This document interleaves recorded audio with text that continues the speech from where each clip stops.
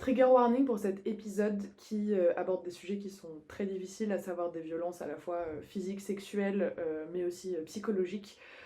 Et un deuxième petit trigger warning, un peu plus léger, il y aura un chat avec nous, donc parfois il miaule, parfois il saute. C'est lui qui fait grincer le parquet, c'est pas du tout nous. Et voilà, bonne écoute.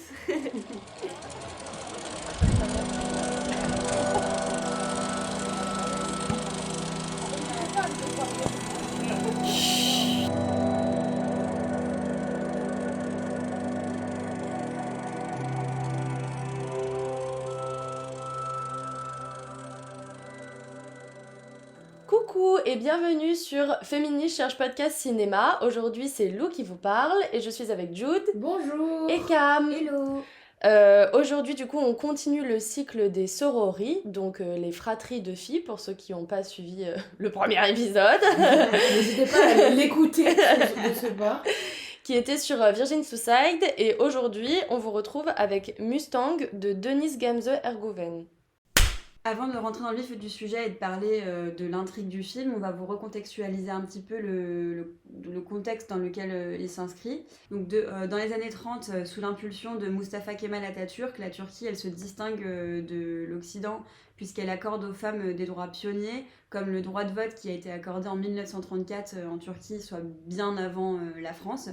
On a un accès à l'éducation et à la vie publique qui est porté par des mesures phares sur cette même période, et une loi qui autorise l'IVG jusqu'à la 10e semaine de grossesse qui est passée dès 1983. On a aussi une période de 1983 à 2002 qui est vraiment marquée par les mouvements féministes turcs qui s'affirment comme une force sociale majeure et portée par des revendications comme l'égalité, la laïcité et la protection des femmes dans l'espace public. Les mouvements féministes en Turquie ont connu un peu de recul à l'arrivée de Tayyip Erdogan et son parti conservateur en 2003, son parti qui est l'AKP, et qui prône le retour de valeurs un peu traditionnelles, donc retour à la morale. On a eu beaucoup de discours du parti d'Erdogan qui prônait des appels à la natalité, à de fait pousser les femmes à revenir à des valeurs, on va dire, plus traditionnelles, en gros, vous êtes des femmes, des mères nourricières, quoi. Et des tradwives, quoi. Exactement.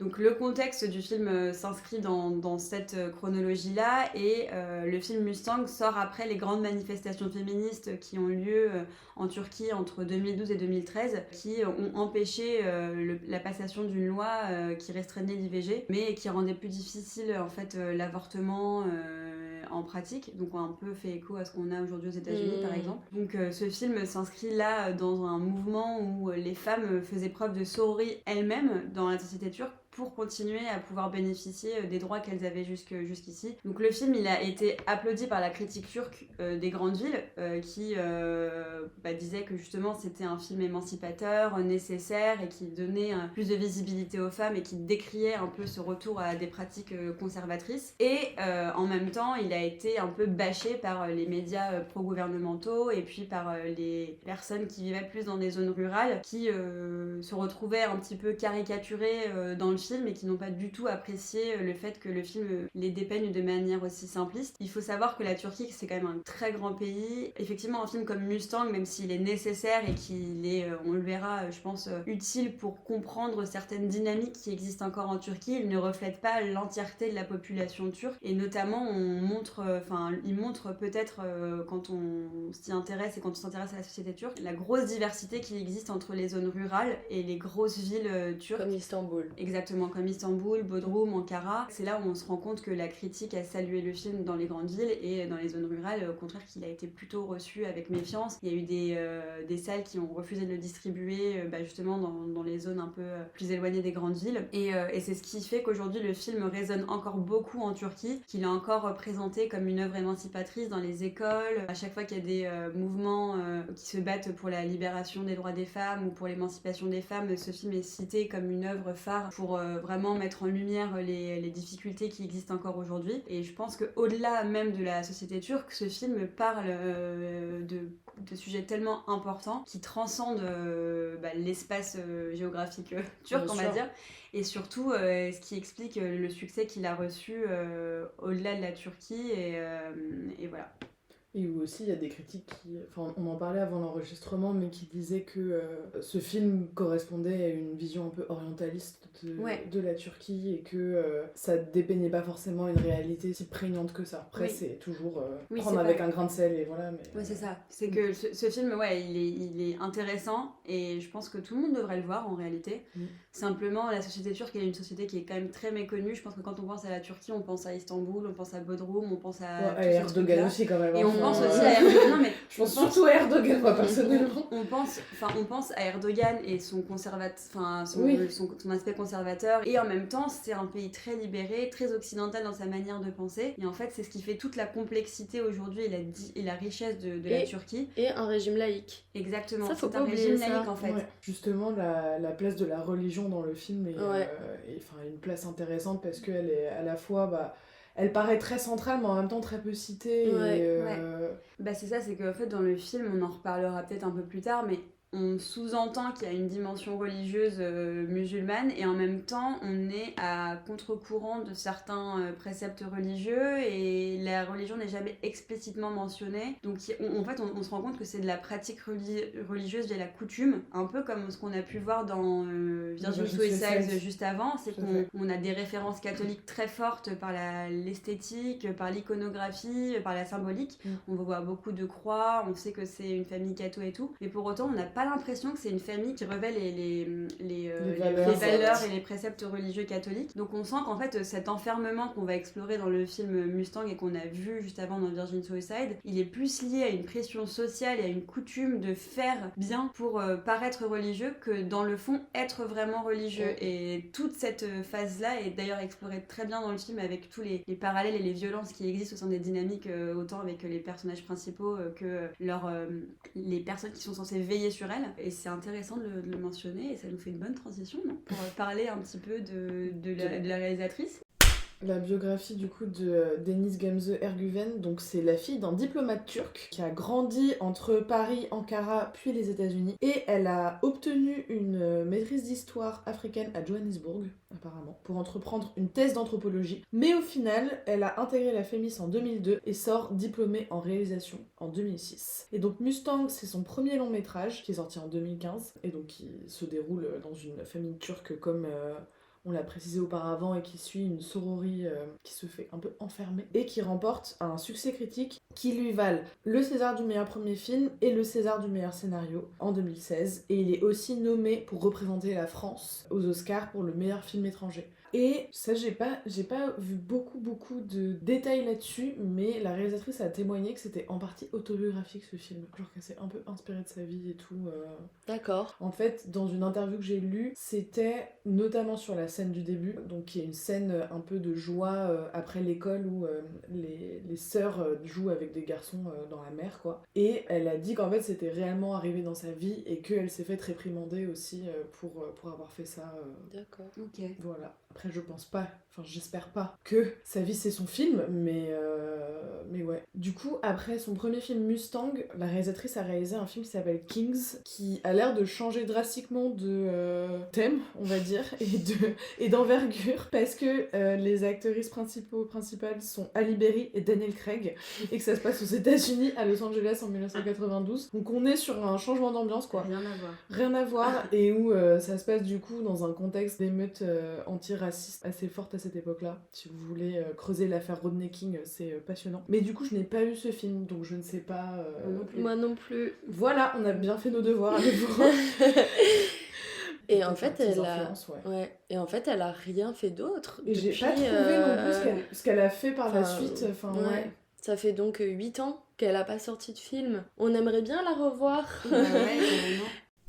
Donc quand j'ai cherché les influences de la réalisatrice pour ce film-là, pour Mustang, elle parle de Fritz Lang avec Fury en 1936, elle parle de Jerzy Skolimowski avec Le Départ en 1967 et de Jean-Claude Brissot avec Chose secrète en 2002. Okay. Pour information, je n'ai vu aucun des 3 films. sachant que Fritz Lang, c'est un peu... c'est lui qui a fait Metropolis, non ? Ouais. Donc un peu un ponte du cinéma début des années 30. Et après, je n'arrive jamais à en prendre son nom. Skolimowski, donc réalisateur polonais, années 60, Ouais. je dirais. Très connu pour un film qui s'appelle Deep End aussi. Mais c'est vrai qu'en termes de thèmes communs, j'arrive pas non plus à faire le lien. Et le troisième, je ne sais pas qui c'est. Alors le troisième, j'ai vu que c'était un film sur 2 femmes qui s'émancipaient sexuellement et qui en faisaient une arme de destruction massive Wow. vers les hommes. Voilà, je peux pas vous en dire plus Wow. si ça vous appelle. Moi, ça m'appelle. Regardez-le. Mais je crois que ce qu'on a quand même toutes vu dans le film, c'est un parallèle vraiment très fort avec Virgin Suicides. Ouais. Que ce soit via, enfin on en a un peu parlé, mais du coup que ce soit via la question de l'enfermement, la question du suicide qui est présente dans les 2 œuvres, évidemment la question de cette sororie de plusieurs filles. Elles sont 5 sœurs dans les 2 films. Elles sont 5 sœurs dans Ouais. les 2 films. Enfin, vraiment, il y a plein de moments où je me suis dit que Mustang, du coup, qui est sorti après, c'était inspiré du film de Sofia Coppola. Et la réalisatrice dit que pas du tout. En fait, elle dit qu'elle connaissait pas le film de Sofia Coppola Ah ouais, c'est vrai. et qu'elle dit que pour elle, la seule similitude, je cite, c'est qu'il y a beaucoup de visages féminins, des filles aux cheveux très longs. Contrairement aux sœurs de Virgin Suicides, j'ai toujours pensé à mes 5 personnages comme à un hydre mythique, un corps collectif à 5 têtes, une seule entité. Ce qui est un peu ce qu'on a dit sur Virgin Suicide. Moi en aussi, soi, je trouve hein. que ça Ouais. transcende les 2 récits, mais bon. Ouais. Après, je trouve qu'une des grosses différences entre les 2 films, c'est que dans Mustang, l'individualité de chaque sœur est hyper marquée. Oui. Alors que dans Virgin Suicide, c'est un peu moins le cas. Oui. Et en fait, chacune des sœurs, elles sont. On voit leur interaction en fait entre elles. Oui, en On plus, les entend ouais. parler, il y a vachement plus de dialogue. En fait, elles existent en corps collectif, mais surtout en corps individuel. Du coup, c'est ce que tu Oui, disais. et elles ont leur propre Ouais, trajectoire. exactement. Oui. Il y a une vraie diversion sur ça, et peut-être que laissons-lui le bénéfice du doute si elle dit qu'elle n'a pas vu le film de Sofia Coppola. Mais c'est vrai qu'entre les parallèles entre les deux sont quand même assez forts, et je pense qu'on n'est pas les seuls. Hein, moi, dans les articles que j'ai lus, et je Il y pense que avait que pour ça. vous aussi, il y a plein de gens qui ont fait le parallèle Ouais, entre bien les sûr. deux. Donc, Après, la différence majeure, c'est que dans Virgin Suicide, ça se passe à l'extérieur de la maison, et là, c'est à l'intérieur de la maison aussi. Oui, le Oui, regard oui, n'est oui. pas le Le même. regard n'est pas le Ouais. même, et enfin, moi je trouve que un des regards principaux du film, donc ces 5 sœurs, c'est de la plus petite, donc qui s'appelle L'Allée, et je trouve qu'en fait on est de son point de vue Oui. la plupart du temps. Tout à fait, oui, oui. Et, Contrairement du coup au film de Sofia Coppola qui a un point de vue extérieur des garçons en fait qui fantasment sur cette sororie. Mustang, qu'est-ce que c'est? Donc on commence Qu'est-ce que avec... c'est Qu'est-ce que c'est? Donc on commence avec une fin d'école, Oui, un été, un début d'été. un début d'été, un départ d'une institutrice, qui est l'institutrice de L'Allée, la plus jeune des sœurs, et qui est très triste de ce départ. Et du coup... Qui c'est- part à vivre à Istanbul. qui part vivre à Istanbul, et du coup les sœurs de L'Allée, donc qui s'appellent Sonay, Selma, Etche et Nour, se disent pour la divertir, on va l'emmener à la plage, globalement. Et comme je cite, je crois que c'est Sonay qui dit ça ou Selma, je sais plus, il fait beau, viens on prend pas le bus, on va marcher à la place. Et en fait après ça s'enchaîne sur une scène que j'ai vraiment trouvée très très belle, mais en même temps très étrange, parce que elles vont toutes à la plage avec des garçons et elles jouent dans l'eau, etc. Et en fait il y a un peu scène vraiment qui arrive au bout de 2 minutes où tout le monde marche à la queue leu-leu sur la plage, mais Ah, c'est avec trop mimes. une plage, enfin une ligne d'horizon qui est extrêmement haute. En Mm. fait, en gros, la mer envahit l'écran complètement. Mm. Et on a l'impression qu'elles vont se faire engloutir par cette mer, je trouve, qui est hyper oppressante. On voit à peine le ciel. Et je trouve que c'est un peu une prémisse d'une prison qui va arriver, enfin quelque chose qui va vraiment, c'est ça, les engloutir complètement, et dans lequel elles vont devoir éviter de se noyer. Sachant que les garçons avec qui elles sont à la plage, on comprend que c'est leurs camarades d'école parce qu'ils sont tous en uniforme. Ouais. On imagine que c'est une bande de copains, quoi. Oui, Ouais, voilà, ouais, c'est c'est ça. ça. Donc très innocent de base. Ensuite, elles arrivent, elles rentrent à pied, elles passent par un jardin où elles mangent une pomme. Mm. Gros symbole, la jeunesse, tout ça. Elle dans le jardin croque une pomme, et là, tout part à Ouais, volo. en fait. Le voisin manque de les buter avec son fusil de chasse parce qu'elles sont rentrées dans le jardin. Voilà, Mm. c'est ça. Et qu'elles ont, comme elles disent elles-mêmes, croqué dans 3 pommes. Donc peut-être, c'est pas la peine de s'énerver. Peut-être c'était mesuré. Peut-être il faut arrêter. Et en fait, à partir de ce moment-là, on rentre dans cette maison, donc, dans une maison pour le coup, parce qu'elles vont changer après, mais la maison de la grand-mère qui les a élevées, parce qu'on apprend qu'elles sont orphelines à ce moment-là. Et en fait, elles se font battre les unes après les autres pour avoir mangé la pomme, et surtout, pour avoir joué avec les garçons et, je cite la grand-mère, frotter leurs parties intimes contre leur cou. Donc à savoir, comme elles s'étaient montées sur les épaules des garçons pour Faire des batailles dans l'eau, du coup c'était la goutte d'eau sans mauvais jeu de mots pour la grand-mère, ouais. Pour la Elle grand-mère, leur dit vous êtes dégoûtante. Ouais, You're disgusting, elle leur dit. Donc Ouais. il y a une espèce de... Tout de suite on comprend la place de la honte et la répression de l'innocence en fait. Et le changement du tout au tout aussi, parce que très vite, donc la grand-mère se fait réprimander par un oncle qui débarque. On sait même pas que c'est un oncle à ce On moment-là. sait pas que c'est un oncle encore, mais ça arrive parce qu'il dit maman. Mais du coup, Oui, voilà, ouais. c'est le fils de la grand-mère et l'oncle des filles. Oui, voilà. Du coup, cet oncle qui dit mais tu les as très mal élevées, tu les as laissées faire ce qu'elles voulaient, alors que là, bah, c'est des femmes, donc du coup, sachant qu'elles ont entre 12 et 17 ans. C'est des femmes, il faut arrêter ça, quoi. Et du coup, à partir de là, bah, il l'emmène dans une autre maison. Sachant que la grand-mère les défend à ce moment-là. Elle les filles. La grand-mère, en fait, elle a vraiment un rôle entre deux, genre de contre-maître pour moi. Oui. C'est à la fois, elle les défend, mais en même temps, elle les frappe aussi. Donc on explorera ça plus tard. Donc du coup, elles sont toutes emmenées dans cette maison qui, j'imagine, appartient à l'oncle. Je ne sais pas, on ne sait pas vraiment. Et en fait, au fur et à mesure du film, on va aller entre des tensions d'envie de liberté des filles, notamment avec un match de foot assez emblématique, où elles font le mur pour aller voir du coup ce match de foot qui n'est dédié qu'aux femmes parce que les supporters masculins étaient jugés trop violents pour être conviés à ce match. Et en parallèle, un enfermement qui est de plus en plus présent, soit par le fait que des barreaux sont ajoutés aux fenêtres, par des murs qui grandissent. Mais en fait, on l'a pas dit, mais elles ont interdiction absolue de sortir. Elles sont emprisonnées dans la maison pendant l'été entier. Ou sinon aussi un enfermement par leur mariage en fait qui vont venir au fur et à mesure du film. Donc très classiquement, ça va commencer par l'aîné et après on va descendre en âge. Et ensuite je trouve que au fur et à mesure du film, l'enfermement se fait de plus en plus oppressant. Oui. Peut-être parce que le nombre réduit aussi, donc du coup les défenses sont de plus en plus limitées. Et les femmes sont de plus en plus jeunes, hein, du coup elles deviennent de plus en plus des petites filles. Il faut comprendre que le film il se passe sur 2 saisons, quoi, entre l'été et l'automne, puisque au bout d'un moment on va leur interdire en fait de retourner à l'école à la rentrée. Et donc comme elles sont mariées quasiment toutes sur cette période-là, ça commence à 18 ans et en fait la dernière qui se marie elle a genre 14 ans, qui doit être mariée. Être mariée, tout à fait. Donc du coup oui, c'est un peu la saison des mariages avec, mais ça rejoindra l'esthétique, mais je trouve avec des coupes très abruptes où en fait on ne comprend pas ce qui se passe. C'est tellement rapide que on n'a pas le temps. En fait on l'a regardé toutes les trois ensemble.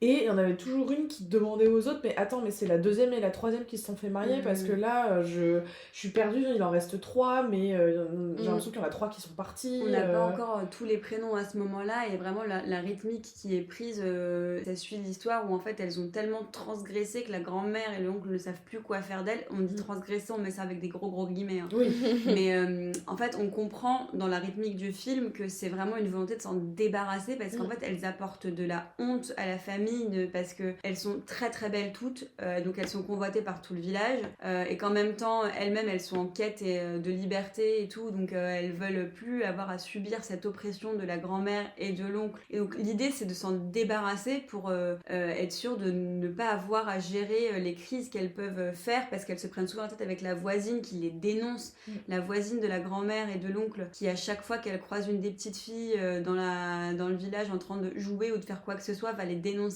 à la grand-mère, ce qui va faire qu'il y ait une répression systémique personnalisée par cette voisine. Ouais, c'est ça, dès lors qu'on voit la voisine on sait que les filles vont en prendre plein la gueule et du coup je pense que c'est ça en fait la rythmique à la fin on savait plus exactement qui c'était parce qu'on avait cette sensation qu'il fallait s'en débarrasser au plus vite et d'ailleurs il y en a une qui est mariée à un total inconnu où elle se rencontre, on le creusera peut-être après, mais ouais il y a un moment où on perd le fil et on comprend juste que c'est industriel, quoi. C'est des mariages industriels. C'est des bestiaux. Et aussi, en fait, moi je trouve qu'on comprend aussi en termes de dynamique interne à la famille pourquoi est-ce qu'il y a ces mariages en masse. Parce que en fait l'oncle est incestueux et viole en fait les filles pendant la nuit en respectant ce même ordre d'aînesse d'ailleurs, ce qui je trouve glaçant. Je crois qu'il viole que Nour. Hein. Je crois qu'il viole que Nour. Non, il viole Etche, celle qui se... Je suis pas sûre qu'Etche il l'ait violée. Si. Ah en fait, c'est avant. Bah justement, c'est toute la dynamique, c'est que donc elles vont dans la maison de l'oncle. Les 2 premières sont mariées relativement rapidement, mais on sait pas ce qui s'est passé en vrai. Ensuite, on comprend que donc la 3e, Etche se fait violer dans la nuit parce que l'allée en fait se réveille au moment où l'oncle rentre dans la chambre d'Etche. Et c'est pour ça aussi que je trouve que c'est hyper intéressant le fait qu'on suive le regard de Laleh, donc la plus jeune, parce que en fait c'est le regard d'une enfant qui ne sait pas ce que c'est le sexe, qui ne sait pas ce que c'est l'inceste, et qui en fait comprend, mais avec son point de vue à elle, au fur et à mesure, l'horreur qui se passe dans cette maison dans laquelle elles sont toutes enfermées. Et pourquoi est-ce qu'elle a ensuite cette envie grandissante de sortir, parce qu'elle sait que...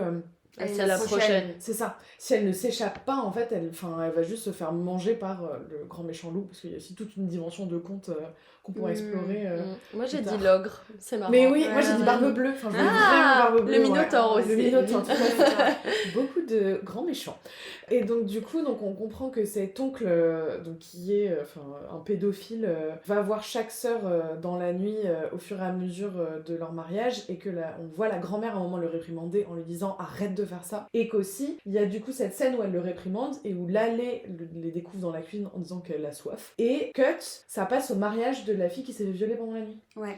Et donc on comprend qu'un moyen pour la grand-mère, entre énormes guillemets, de les sauver, c'est qu'elle puisse partir de la maison, et donc le mariage apparaît pour cette grand-mère comme une forme d'échappatoire à cette situation extrêmement dangereuse. Mais où aussi, de son point de vue, je pense qu'il y a une idée aussi que ces filles-là attisent le désir de l'oncle, et qu'elles sont donc en partie responsables de cette situation. Ouais, moi je trouve que la tension autour du personnage de la grand-mère est hyper difficile à déterminer ce qu'elle pense vraiment, parce que c'est ça, tu te dis, c'est peut-être sa manière de les sauver, mais en même temps, moi j'ai du mal à penser qu'elle a pas honte au fond, et qu'elle a pas envie en fait de remettre les choses dans l'ordre. Si, moi je pense que c'est complètement Moi ça. je pense aussi, Pour moi, ça reflète un peu les manières de penser orientales et coutumières, hein. C'est qu'il y a un peu ce truc d'omerta, les filles, vous devez être discrètes, vous devez être cachées, vous devez être un peu modeste, parce que vous devez pas attiser le désir. Mais en fait, ce qui fait le plus peur dans les sociétés conservatrices comme ça, et je mets occidentale comme orientale pour ne pas tomber dans les socialisations des familles Middle East ou maghrébines, c'est la honte, en fait. C'est cette peur constante de la honte et de la pression sociale. Qu'est-ce qui se passe si demain on apprend que les filles n'ont pas réussi un test de virginité, mais qu'en fait elles disent en fait toc toc, c'est mon oncle qui me rend visite le soir quand tout le monde dort. La grand-mère, elle va prendre le parti de qui? Et c'est elle qui est... Enfin d'ailleurs, pour moi, elle reflète complètement ce truc de... Elle veut pas forcément les sauver. Enfin, en fait, elle veut les sauver, entre guillemets, mais en même temps, elle ne fait rien pour les protéger plus que ça. Sauf quand elle s'oppose à son fils. Mais elle s'oppose à son fils seulement parce qu'elle sait qu'elle a un moyen de pression contre lui, parce qu'elle sait qu'il est en tort et qu'elle peut le faire sentir honteux. Sinon, elle ne s'oppose pas à son fils plus que ça. Et donc, pour moi, elle reflète complètement l'espèce de système qui est mis en place de la honte, où les femmes, elles subissent ce truc du patriarcat, de devoir être des femmes maison, entre guillemets, et que si jamais t'as un fil qui dépasse, t'as toute la société qui te tombe dessus, et t'as cette constante épée Damoclès de la honte qui te pend au-dessus de la tête, quoi. Et je pense que le combat qu'elle mène, c'est pas forcément de les sauver, moi, c'est pour se sauver elle-même de sa réputation, d'être une bonne marâtre, d'avoir fait l'éducation de bonnes filles, de bonnes familles, avec de bonnes valeurs qui ne lui apporteront pas la honte sur sa propre personne. On parlait en introduction du retour des valeurs religieuses qui sont mises en avant, mais en étant complètement camouflées. C'est là où, en fait, pour moi, on atteint le pic de l'absurde et du dégueulasse, parce qu'en fait, on a un peu ce truc de se dire, vous prétendez refléter des valeurs un peu religieuses, de pureté, et en fait, vous laissez commettre la chose la plus horrible qui se passe sous votre toit, et en même temps du coup vous n'êtes pas des vrais religieux, quoi. On a un peu ce truc de on est face à des gens qui sont tenus par les coutumes et par les traditions, et qui sont eux-mêmes des personnages complètement à l'opposé de ce qu'on peut imaginer quand on pense à quelqu'un de religieux et de pieux et de pur, quoi, en fait.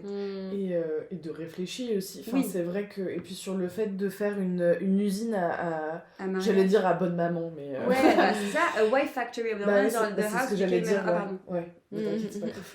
Quand elles se font enfermer, du coup, dans la maison de l'oncle, où en fait, il y a vraiment tout ce passage où on leur apprend à faire à manger, on leur apprend à coudre, à faire le ménage. On leur apprend à faire le ménage, et elles sont complètement désespérées dans les robes couleur merde. C'est horrible. Et donc ensuite, la première a une forme de mariage d'amour, on pourrait dire. La deuxième a un mariage forcé, arrangé. Et la troisième est donc la future promise. Et au début, elle se met à manger compulsivement comme une manière de s'autodétruire, en fait. Ouais. Hein. Et elle va se retrouver à table avec son oncle et ses 2 sœurs. Et en fait, elle va s'amuser à faire rigoler ses 2 sœurs au point de devoir, enfin que l'oncle lui dise de sortir de table. Et donc en fait, elle va sortir de table, elle va prendre un fusil et elle va se tuer. Ouais. Voilà, donc ça c'est le sort de la 3e. Qui a été violée, Qui est, bien juste sûr. Juste avant, on la voit en plus avoir un rapport avec un mec. On sent que Au hasard. crescendo, elle se déshumanise un petit peu elle-même en mode genre j'ai plus de notion. Ouais. Elle se met Distanciation, volontairement en ouais. danger. Elle en fait, l'oncle conduit les filles dans son pick-up. Il va à un rendez-vous à la banque. Donc il y a un quart d'heure, allez, max une demi-heure entre le moment où il sort de la voiture et qu'il les laisse dans la voiture et il est censé revenir. Et Etche, il y a un mec random qui passe, qui lui parle. Enfin, elle demande à ses sœurs d'aller faire un tour et de la couvrir. Et on comprend qu'elle a une relation sexuelle avec ce mec-là qu'elle vient de rencontrer dans le pick-up de l'oncle, qui peut débouler à n'importe quel moment. Et on cut sur la scène d'après où elles sont effectivement à table, comme tu le disais, Lou. Et en fait, elle fait rire ses sœurs. Et en fait, on comprend qu'elle a complètement lâché. Elle a plus peur du danger, elle a plus peur de la répression. En fait, on comprend au moment où elle se suicide qu'en fait, c'était un peu le crescendo de avant de mourir, quoi. Je veux un peu avoir vécu quelque chose quand même, et en fait après elle disparaît complètement pour échapper à ce mariage forcé et aux violences qu'elle a subies par le passé. Et donc suite à son suicide, c'est l'occasion pour les 4 sœurs de se retrouver, et l'unique moment où en fait elles vont pouvoir se retrouver toutes les 4. Les 2 dernières restent dans la maison. Donc Nour et Laleh qui ont genre 13 et 12 ans, quelque chose comme Vraiment. ça. Ouais. Et donc c'est le tour de la 4e en fait. La 4e va être à son tour promise à un homme qui a clairement le double de son âge, Ouais. qui a une bonne trentaine d'années. Et le jour de son mariage, petite Laleh, qui est quand même un bout de chou mais adorable, Oui. et la plus rebelle et la plus éprise de liberté de toutes ses sœurs. C'est une badass de ouf, hein. C'est une badass. Elle fait sortir tout le monde qui part assister au mariage, et elle s'enferme avec sa sœur dans la prison qui devient un château fort en fait. Le retourne... Moi, ce symbole de retournement de la prison Ouais. est exceptionnel. Genre vraiment, c'est dramaturgiquement, c'est incroyable. Oui. Franchement, c'est d'une puissance. C'est très fort. Avec du coup l'oncle ogre atroce qui essaye par tous les moyens de rentrer dans la maison et qui devient complètement fou.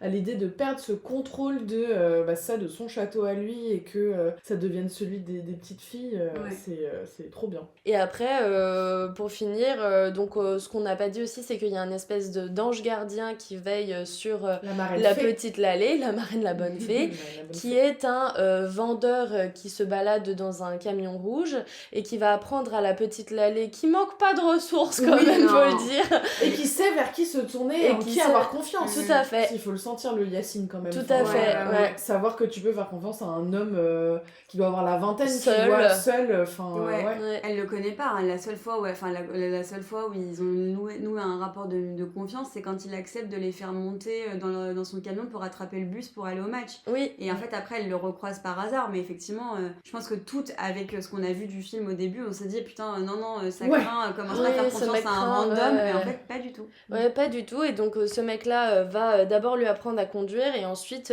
va les aider à s'échapper de cette maison et à rejoindre un bus pour Istanbul, qui est donc la respiration du film. Hein. Nous, on s'est toutes mises à bâiller, en fait. On l'a vu ensemble et on a toutes soupiré de soulagement. Une fois qu'elles sont dans le bus pour Istanbul, elles voient le soleil se lever sur le Bosphore. C'est vraiment magnifique.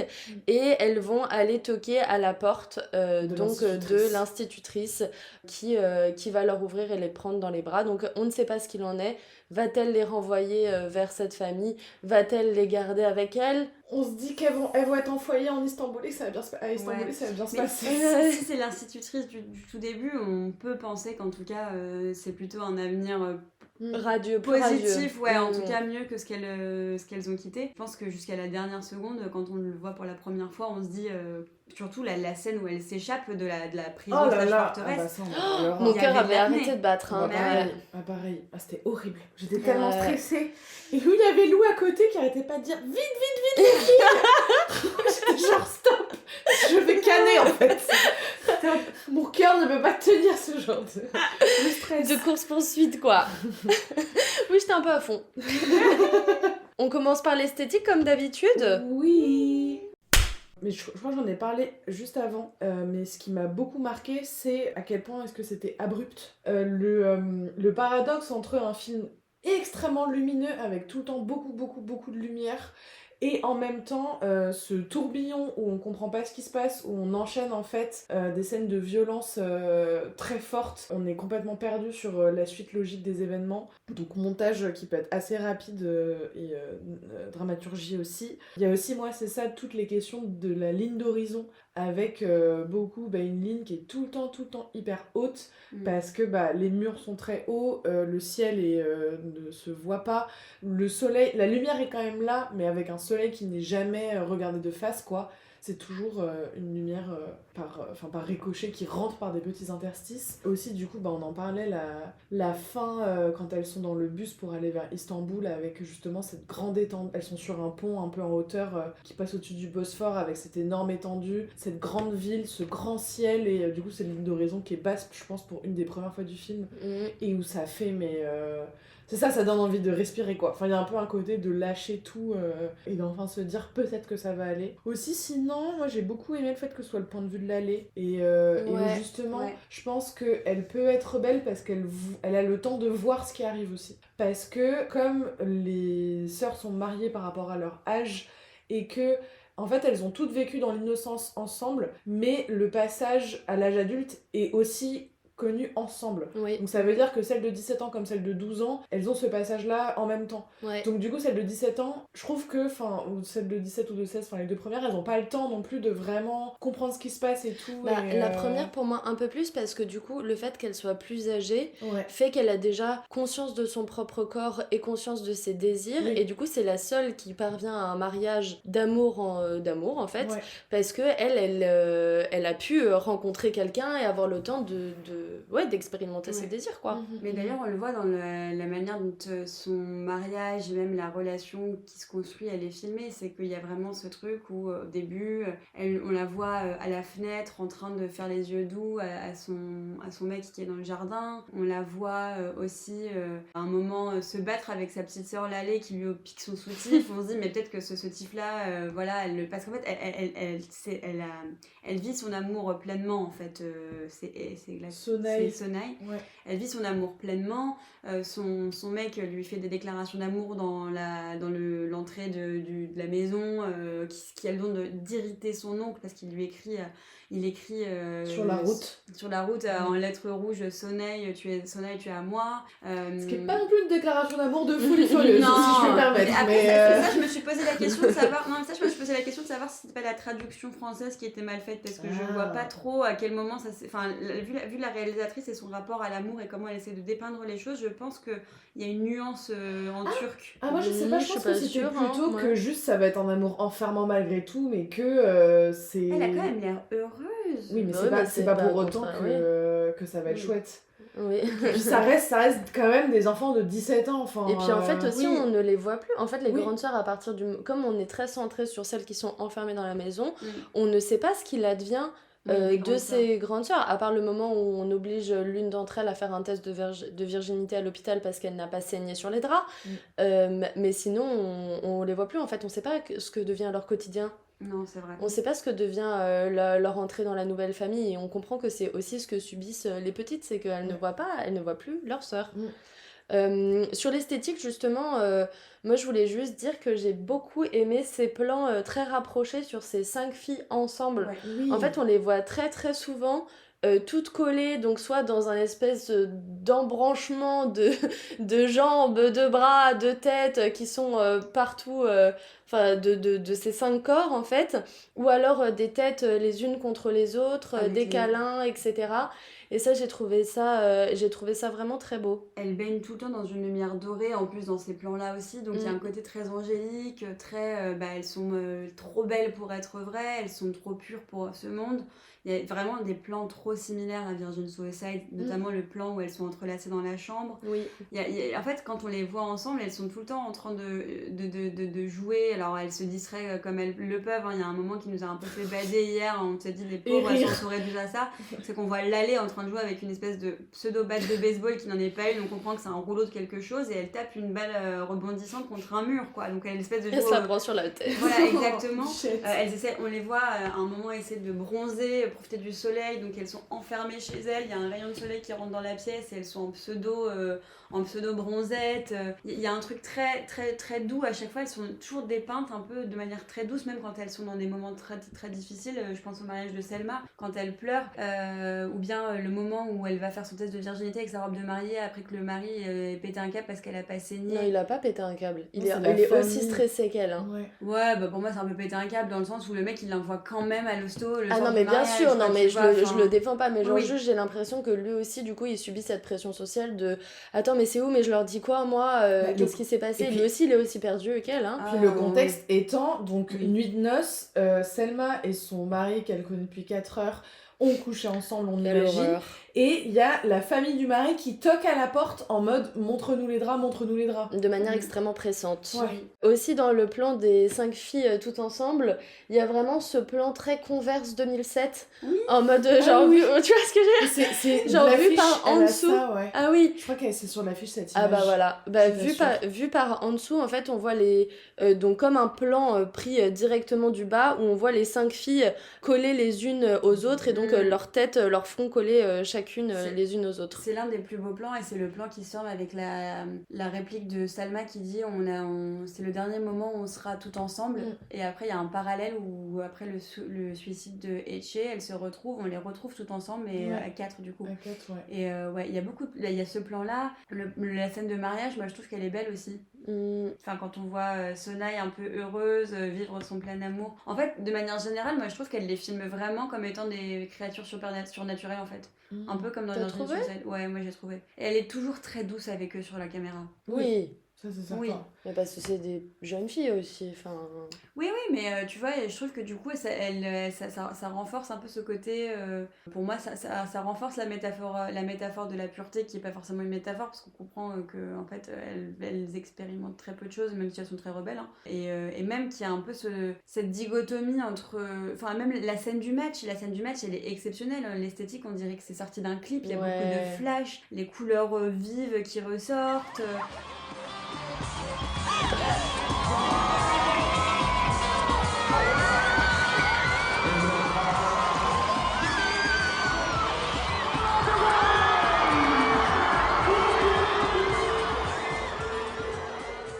C'est un moment suspendu, on sait même pas si elles le rêvent ou si elles le vivent vraiment. On sait qu'elles le vivent parce qu'en fait on le voit. Parce qu'on le voit à la télé. Exactement.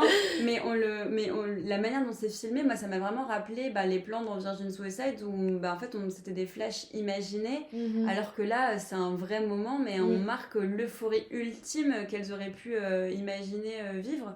Et il est trop beau ce plan aussi du match où on les voit, je sais plus laquelle qui est, Oui, c'est qui est l'allée. sautée l'allée qui est sautée en l'air par les 4 autres sœurs, le plan du bus quand elles vont pour rejoindre le match où on les voit danser, avoir un moment de liberté hyper puissant, ça crève l'écran.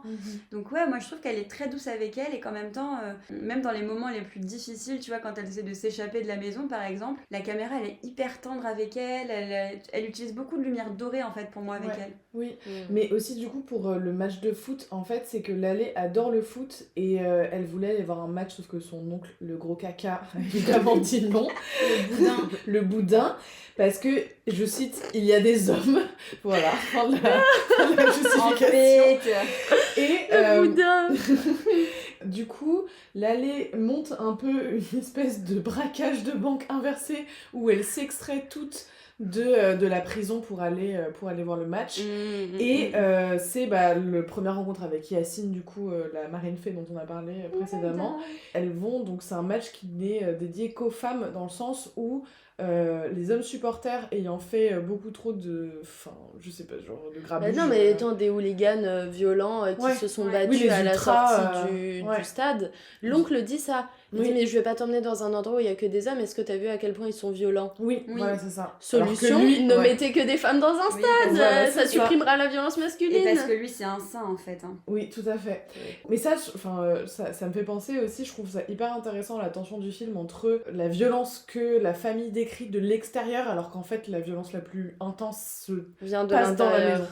Mais du coup, donc, elles vont toutes au match et tout, et après, quand elles reviennent, parce que la grand-mère ou une tante les voit en fait à la télé, et où là, il y a un peu une scène de vaudeville où du coup, elles vont fracasser toute l'électricité du village pour éviter que... exceptionnel, le poteau électrique. Oui, quand tu les vois en train de balancer des cailloux pour niquer un poteau qui juste amène l'électricité au village, quoi. Pour éviter que les hommes voient du coup les filles au match. Et après, quand elles rentrent, du coup, les femmes cachent cette vérité aux hommes, mais l'enfermement se fait quand même d'autant plus grand. C'est-à-dire qu'il y a des barreaux qui sont jetés aux fenêtres, les murs sont refaits. Mais c'est ça que j'ai trouvé vraiment très intéressant. Donc c'est à la fois, donc il y a certaines femmes qui sont très clairement la représentation physique du village, donc comme la voisine dont on l'a dit, dont le but principal dans sa vie apparemment c'est de dénoncer les activités. C'est une grosse poucave. Elle a une énorme poucave. Elle a aucune vie. Non mais vraiment, donc elle, sa passion c'est juste de dénoncer le comportement de ces 5 jeunes filles. Mais en revanche, ce que j'ai trouvé très intéressant dans le film, c'est que du coup il y a beaucoup de ces femmes qui ont des comportements très ambivalents. À la fois elles vont protéger d'une certaine manière ces jeunes filles de la violence des hommes, puisque comme on l'a dit, donc elles vont péter l'électricité pour pas qu'elles se fassent reconnaître au match. La grand-mère, elle va quand même essayer d'arrêter l'oncle au début du film qui veut aussi battre les jeunes filles parce qu'elles ont mangé des pommes dans le verger du voisin.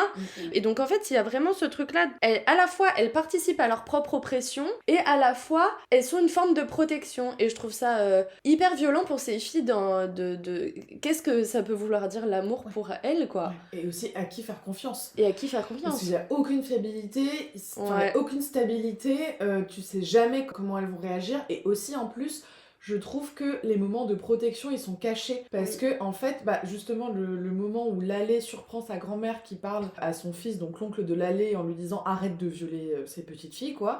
Lalé les surprend parce qu'elle les a suivies et qu'elle a entendu qu'il y avait une conversation dans la cuisine, sinon elle ne serait pas au courant que la grand-mère dit à l'oncle arrête.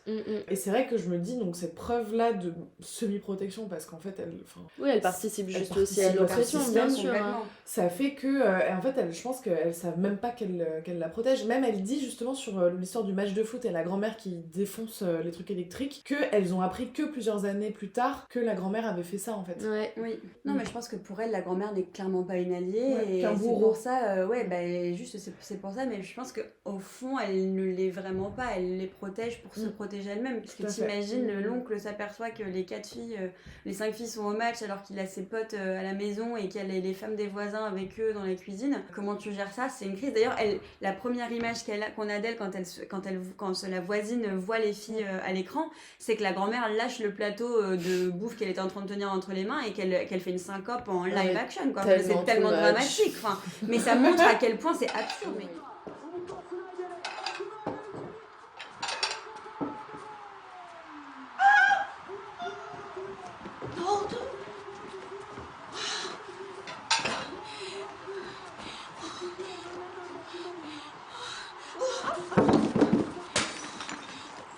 Il faut comprendre à quel point la pression la pression de la honte est omniprésente.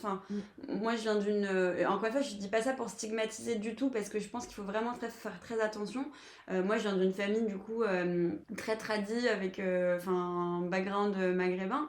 La honte sociale est un outil de censure énorme, mais ça montre à quel point tu vois, parfois juste ne pas t'énerver en public est en mode, mais en fait si quelqu'un me fait chier, j'ai envie de pouvoir lui dire merde. Oui mais non, en fait si c'est une personne qui est plus âgée que toi, tu dois prendre sur toi, tu ne dois pas lui dire. Cette dimension là elle est très forte dans le film, et moi je sais que ça m'a vraiment trigger sur plein de choses, ça m'a rappelé à plein de choses sur l'aspect la peur de ce que vont dire les autres, qui est très forte dans cette société-là, et qui est très forte, je pense, dans les milieux conservateurs de manière générale, mais qui en fait fait que les personnes qui sont censées parfois te protéger peuvent être finalement faussement safe, parce que en fait elles ont plus peur d'être même être exposées au tribunal social que de refléter des valeurs conservatrices qu'elles sont censées prôner parce qu'elles doivent avoir une conscience religieuse et morale, quoi. Et c'est intéressant parce que le titre dit tout ça en fait. Oui. Parce que le titre c'est vraiment c'est fougue. Mustang et c'est vraiment la fougue et à quel point ces êtres sont épris de liberté et sont indomptables. Oui, En fait c'est des chevaux sauvages, d'ailleurs on le voit parce qu'elles ont toutes les cheveux très longs, une crinière, il y en a plusieurs qui ont les cheveux jusqu'aux fesses et elles ne peuvent pas être domptées par cette société patriarcale. Et je voudrais juste revenir du coup sur un peu ce qu'elle dénonce quand même, donc on l'a dit un peu, mais genre une obsession absolue pour la virginité et la chasteté. Elles ont beau expliquer qu'elles sont vierges, en fait on leur fait faire test de virginité sur test de virginité parce qu'en fait faudrait quand même pas qu'elles aient un rapport sexuel avant, ce qui ne fonctionne absolument pas puisque l'aîné d'ailleurs a des rapports sexuels mais juste anal. Je sais pas, dites-nous dans le chat. Comment vous diriez, vous? Avec son amoureux avec lequel elle va finir par se marier de toute façon. Mais justement, moi je trouve aussi pour revenir un peu aussi au personnage de la grand-mère, que dans son aspect de bourreau, c'est aussi le premier vecteur de séparation des sœurs. Dans le sens où c'est que par cette tradition du coup de devoir absolument marier les filles très très jeunes et dans des mariages forcés, etc. Sauf du coup pour Sonaï, qui fait que les sœurs ne sont plus ensemble et ne forment plus du coup cette espèce... la réalisatrice parlait d'hydre, donc c'est la figure mythologique... Je sais pas si vous avez vu Hercule de Disney, mais c'est le grand monstre avec les têtes de serpent que plus t'en coupes, plus les têtes plus ça repousse. Je trouve que un des plus gros déchirements du film, c'est vraiment leur séparation, quoi. Mmh. C'est le fait que, comme leur innocence ne peut pas... Enfin, leur liberté ne peut pas subsister, du coup, leur collectif ne peut pas subsister non plus. Oui, et je trouve ça très marqué même dans l'espace géographique, c'est-à-dire... Enfin, en fait, il y a une scène qui est très intéressante, c'est donc, au début, elles vont se faire battre pour la grand-mère et elles tapent toutes ensemble contre la porte de la cuisine et chacune d'entre elles est prise les unes après les autres et donc elles se battent en collectif pour faire en sorte que ces châtiments n'arrivent pas. Et plus tard dans le film, il y a Laleh, donc, qui est la petite qui lutte encore une fois mais contre le mariage de Etche, la troisième sœur. Et là, Etche la sort de la pièce et referme la porte. Et donc en fait, j'ai trouvé que métaphoriquement, c'était vraiment montrer le fait que ça les avait tellement atteintes et ça avait tellement participé à détruire leur innocence et leur soif de liberté qu'en fait les portes se refermaient entre elles et qu'elles ne formaient plus là aussi un collectif. Et j'ai trouvé ça très marqué dans la maison. Oui, je suis d'accord. Et c'est ça dans cette séparation physique et aussi je trouve la trahison en fait de... c'est la sœur qui te ferme la porte au nez. Ça doit être tellement douloureux et aussi incompréhensible. Mais même sans... sur la dernière scène où elle se bat avec Nour, même Nour qui est un peu plus âgée mais qu'on comprend être très traumatisée, qui est la quatrième, qui est mariée à cet homme beaucoup plus âgé comme tu le disais tout à l'heure, Lou. C'est elle qui prend les devants de la sauver, c'est-à-dire qu'on a une scène où Nour elle comprend pas trop, mais Laleh prend les devants, elle s'enferme à la maison, c'est elle qui va aller chercher, qui prépare en fait le plan d'échappatoire. Elle va chercher de l'argent qu'elle vole à son oncle, qu'elle cache dans la maison. Elle appelle Yacine. Elle apprend à conduire à 12 ans quand même. Elle apprend en à conduire, une séance. Mieux que moi. beaucoup mieux que moi. C'est pas Nour qui aurait aidé. C'est-à-dire que Nour, elle a suivi l'impulsion de Laleh, mais c'est Laleh qui tire le truc, quoi. Oui, je suis d'accord, mais à ceci près que je pense que Nour, il y a vraiment un côté de sidération. Elle comprend pas. Après le viol de l'oncle aussi, quand même. Après, elle est traumatisée. Hein, oui, après le viol de l'oncle, elle comprend pas que elle aussi... Enfin, je pense qu'elle se sentait protégée par son très jeune âge. Elle a vraiment 13 ou 14 ans dans le film. Et donc, elle comprend que elle aussi, elle va devoir être mariée de force. Et donc, ça représente un choc. Donc, je pense qu'elle est vraiment en état de sidération. Mais quand, grâce à Laleh, elle reprend ses esprits, le premier truc qu'elle fait, c'est de dénoncer les comportements de l'oncle par la fenêtre, elle jette tous les draps ensanglantés qui sont issus des viols de l'oncle en fait, et elle gueule en disant c'est hors de question que je me marie avec lui, de toute façon regarde ce que tu m'as fait, je pourrais pas me marier après ça, ouais. Exactement, et donc elle-même elle se... Oui, elle se rebelle, ouais. Elle se rebelle. Parce qu'en fait la scène c'est au moment où du coup, on en a parlé un peu plus tôt, au moment où Nour doit être mariée et où en fait c'est là où elle crée, où l'allée ferme toutes les portes de la maison et où du coup il y a la grand-mère et l'oncle qui sont dehors et la famille du marié aussi, tellement badass, futur marié de Nour. Ouais, franchement, surtout en fait ça fait écho à une scène plus tôt dans le film où lors d'un premier mariage, je crois le mariage de Sonaï, la grand-mère, les deux premières à se marier Selma ensemble. et Sonaï, la grand-mère ouvre la porte où il y a du coup les belles familles qui sont en face et elle la referme très vite en disant non les filles il faut se faire désirer, etc. Et là je crois que c'est Sonaï qui dit ah bah maintenant on se fait désirer. Ouais, c'est clair. Alors qu'elles sont vendues comme des bestiaux vraiment. En deux trous quoi. Enfin non c'est quoi, non c'était toi l'autre qui a dit pendant le film ça s'est fait en 2-3 coups de cuillère à peau et, c'est ça. et c'est bon c'est fini. Mes expressions de grand-mère comme des bêtises. Mais ouais, cette prison qui se forme vraiment.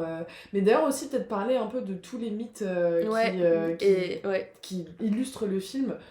Oui. Donc du coup c'est cette mythologie avec la maison, on en a parlé du Minotaure et de ce dédale vraiment de prison où on tourne en rond en permanence dedans et on trouve jamais de sortie quoi. L'hydre. Et aussi l'imagerie des contes de fées, etc. Exactement.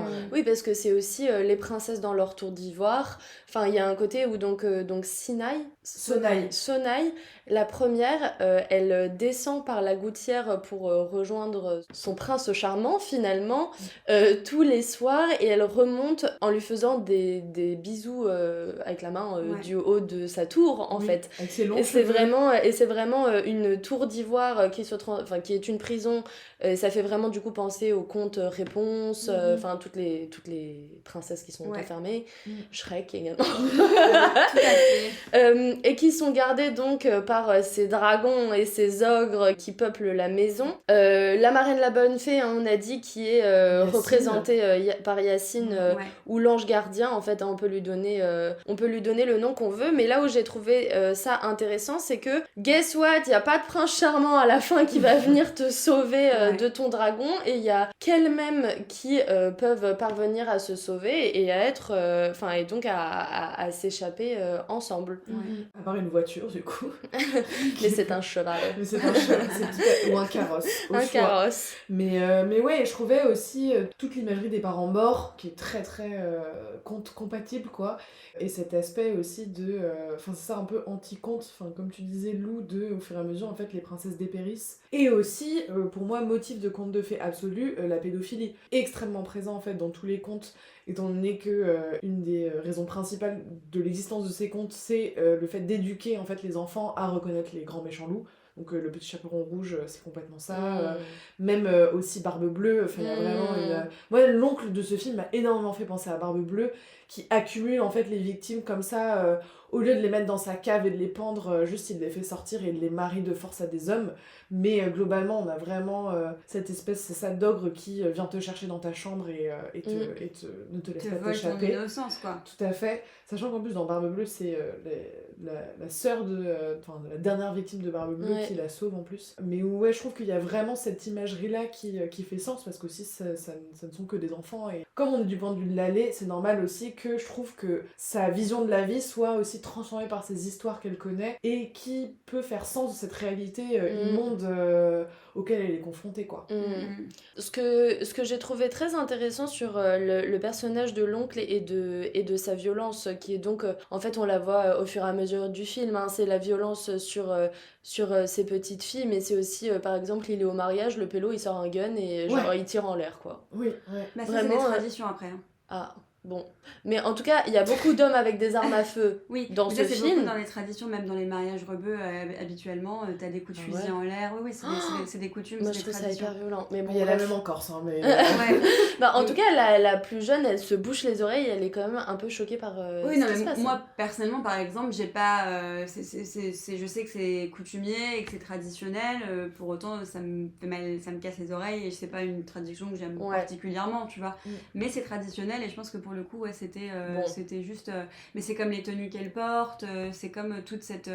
Il y a un moment où on voit une cérémonie du henné, donc c'est quand ils mettent du henné au milieu. Pareil, c'est des us et coutumes. Mais, Oui. mais effectivement, ça, c'est pas forcément violent, c'est plus un geste de célébration. Alors pourquoi, je vais pas les tenants et les aboutissants de quelle signification il y a derrière. Mais tout ce que je peux te dire, c'est qu'effectivement, dans les pays un peu du Golfe et même Afrique du Nord, lors des mariages et des célébrations de manière générale, et ça arrive très fréquemment, qu'il y ait des hommes qui sortent des fusils et qui tirent en l'air à blanc, juste en D'accord. mode... c'est la fête, quoi. Bon, mettons. Néanmoins, cet oncle est violent par ailleurs, Oui, de toute façon, il au-delà, est déjà très violent. au-delà oui, de oui. ses coups de fusil. Mais ce que j'ai trouvé intéressant, c'est qu'il n'arrive jamais à prendre le pouvoir sur ces filles-là. Ouais. En fait, du coup, il y a vraiment la question de la possession. Il essaye de les posséder par la violence, par l'emprisonnement. Et en fait, il n'y arrive jamais. Et donc, la scène donc, où les filles s'enferment dans un espèce de château fort et on voit l'oncle qui pète un plomb et qui essaye par tous les moyens de rentrer dans cette maison. Moi, j'ai vraiment ressenti ça, vraiment cette idée de genre, je n'ai jamais acquis d'autorité sur ces filles et elles m'échappent complètement, alors que je suis dans une situation de domination patriarcale qui me permet de tout faire, qui, elle, les réduit au silence, qui ne leur donne pas la parole, et pourtant, j'y arrive pas. Et j'ai trouvé ça hyper puissant. Oui, Ouais. c'est vrai que c'est... Mais je trouve que aussi, enfin on en a parlé au début, il me semble, de la personnification de cette maison-prison qui est... Enfin, j'adore les films où les maisons sont personnifiées. C'est un autre de mes nombreux kinks cinématographiques. Mais où en fait la maison devient personnage aussi, je trouve, représentante de cette psyché familiale Ouais. qui veut absolument tout enterrer. Et en fait, au fur et à mesure, donc Laleh arrive quand même à trouver les moyens de sortir de ce dédale. Et notamment, j'ai trouvé un enchaînement hyper fort où, quand elle comprend en fait que sa sœur Etche se fait violer par l'oncle, la scène d'après, elle va au grenier. Chose qu'elle n'a jamais fait Oui. de tout le film. Et où d'ailleurs, moi, ça m'a un peu surprise à ce moment-là du film parce que j'étais en mode waouh, une nouvelle pièce. Enfin, ça faisait longtemps qu'on n'avait pas vu quelque chose de Tout à fait. Ouais. de nouveau dans cette maison. Et je trouve que c'est vraiment le fait de rentrer enfin dans le cerveau de la maison, donc comprendre ce qui s'y passe vraiment et prendre conscience de ce qui s'y passe. Et ensuite, dans ce grenier, elle arrive à trouver une toute petite fenêtre qui mène au toit. Oui. Et pareil, il me semble que là, c'est la première fois en fait où on voit le ciel Ouais, de le manière, retour de l'horizon. le retour de l'horizon. Et donc ça arrive 3/4 du film. Et c'est aussi au moment en fait où elle comprend un peu la clé de sortie de la maison, je trouve. Ouais. C'est-à-dire de comprendre que non seulement il y a une société extérieure qui les oppresse au possible avec ces mariages forcés qui ne leur conviennent pas, et par ailleurs ce mal de l'inceste qui les bouffe elles de l'intérieur et qui juste les asphyxie petit à petit, et que en fait la seule solution vis-à-vis de ça c'est de se casser parce que cette pseudo-sécurité dont on parle depuis le début n'est qu'une fumée et les pires névroses viennent en fait de l'intérieur de ce cercle familial qui n'arrête pas de leur répéter que le danger vient de l'extérieur, quoi. Ouais. Et ce que j'ai trouvé intéressant aussi, bien qu'un peu facile, mais bon, qui fait toujours plaisir quand même, c'est qu'est-ce que c'est finalement que l'échappatoire, littéralement et métaphoriquement dans le film, c'est l'éducation, quoi. Oui, de fou. On les déscolarise, Ouais. on les déscolarise, et donc il y a toute cette situation ensuite d'enfermement, et donc on les empêche de revenir à l'école ensuite, et finalement elles s'échappent, et qui elles vont retrouver leur institutrice qui est en fait la vraie figure de confiance, et donc c'est vraiment de dire contre l'obscurantisme, l'éducation, et bon c'est toujours un message chouette à passer, quoi. Ouais. Peut-être qu'on peut juste aborder la musique. La bande-son qu'elle utilise tout au long du film, c'est toujours un peu la même mélodie qui revient, très lugubre, très austère, très redondante, qui marque un peu la routine et l'enfermement dans lesquels elles sont. Il n'y a pas d'échappatoire. Les seuls moments où la musique change un peu, c'est la scène du match, c'est la scène de fin. Et la scène du mariage. Et la scène du mariage, ouais, où la musique est un peu plus légère et on retrouve des musiques traditionnelles. Mais sinon, la musique tout au long du film, pour moi, elle marque cet ennui profond qu'on les voit et qu'on les observe ressentir. Qu'est-ce qu'elles se font chier, subir. hein. Ah mais bien sûr, elles se font chier comme des rats morts. Mais on se fait chier avec elles. Ah ouais. Tu vois, littéralement, il y a des scènes où on se dit, mais putain, en fait, c'est dur, en fait, c'est long. En fait, les scènes, elles sont courtes, mais elles sont longues parce qu'elles sont pesantes. Je sais pas si vous en avez trouvé, mais... La moitié du temps, elles sont allongées sur le sol, à rien faire. C'est terrible, en vrai, c'est Elle terrible. joue à l'avion, il y a un moment où elles se remettent à jouer à l'avion comme quand tu joues avec des bébés, quoi. Donc, et donc c'est pour ça, à la fois ce truc de la petite musique de fond qui rythme l'ennui profond, l'austérité, le côté très lugubre, macabre limite dans lequel elles vivent. Et à la fin, on a l'émancipation, la liberté. Et donc quand elles sont dans le bus, il y a une scène trop belle où elles dorment, il y a Laleh et voilà, Laleh et Nour qui dorment l'une sur l'autre. La lumière dorée, encore une fois, elle sature à chaque fois les plans où elles sont dedans. L'espoir d'un renouveau avec cette musique qui shift un petit peu. On n'est pas sur la musique de fin hyper joyeuse, mais on est sur... Il y a 2-3 nouvelles tonalités qui font émergence, un peu plus légères, un peu plus douces. Et moi, je trouve que justement... la musique, elle n'est pas très présente, mais elle est là et en fait, elle te ramène toujours à la réalité du film. Pour les recos, moi je vais vous parler d'une artiste DJ, chanteuse qui s'appelle Inci, qui est née à Istanbul et qui est désormais basée en Philadelphie, qui a grandi entre la Turquie et les États-Unis, qui est pour moi aujourd'hui une figure très représentative de la société et de la femme turque. Elle est hyper émancipée, hyper moderne, elle est DJ, elle cartonne, elle fait des super bonnes musiques. Donc elle a fait des sons qui sont devenus un peu viraux comme Gaslight ou Madeleine, qui ont cartonné sur TikTok en 2022 et elle a sorti son premier EP en 2023 qui s'appelait LFG. Donc voilà, si jamais vous aimez un peu la petite musique qui fait ounce et les clips hyper colorés, Inci est votre girl pour sûr. Moi, je voulais vous parler de Titiou Lecoq, qui est une journaliste vulgarisatrice, on pourrait dire, de sciences et d'histoire et d'économie, et qui a écrit 2 bouquins qui s'appellent Les Grandes Oubliées, pourquoi l'histoire a effacé les femmes, et Le couple et l'argent, pourquoi les hommes sont plus riches que les femmes. Et moi, je m'étais dit, oh, mais ça va être... ce qui peut arriver parfois, ça va être un peu simpliste, ça va pas être forcément très intéressant, je vais déjà savoir tout ce qu'elle raconte, vous dire l'ego de l'ago.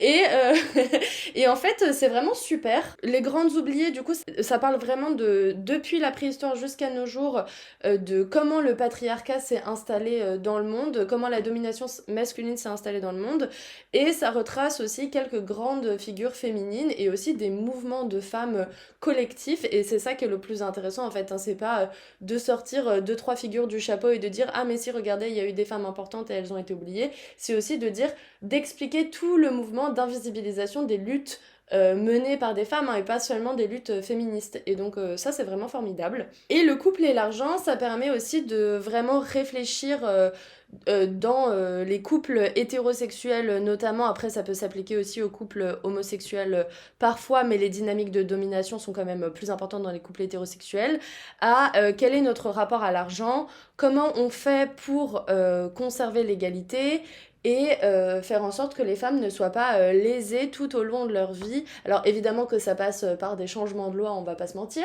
mais ça peut aussi passer par des comportements qu'on peut avoir au sein de son propre couple.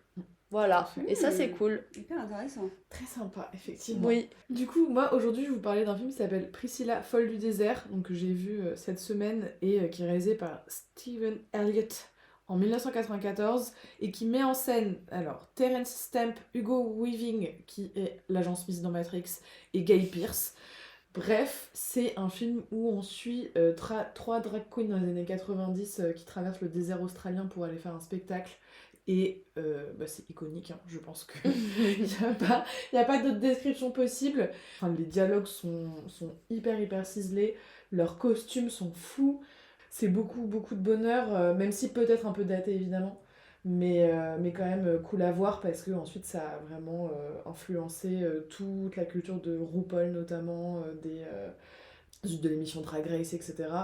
Et voilà, ça fait une petite note plus légère que les films qu'on vous propose d'analyser. Priscilla, folle du désert. Et Priscilla, folle du désert, c'est le camion dans lequel elles vivent pendant tout le film. Incroyable. Qui est pas en rose, parce que c'est trop beau le rose. Oui, on adore. C'est ma couleur préférée. Voilà. Du coup, on vous retrouve la prochaine fois pour la dernière sorori qu'on va suivre dans ce cycle avec les filles d'Olpha de Kauter Benania, qui est un documentaire fiction. Oui, un docu-fiction, ouais. Sans trop en révéler. Vous verrez ça la prochaine fois, et moi aussi, parce que je l'ai jamais vu. Mais on vous retrouve du coup pour finir ce cycle en toute beauté. Bisous! Bisous! Salut!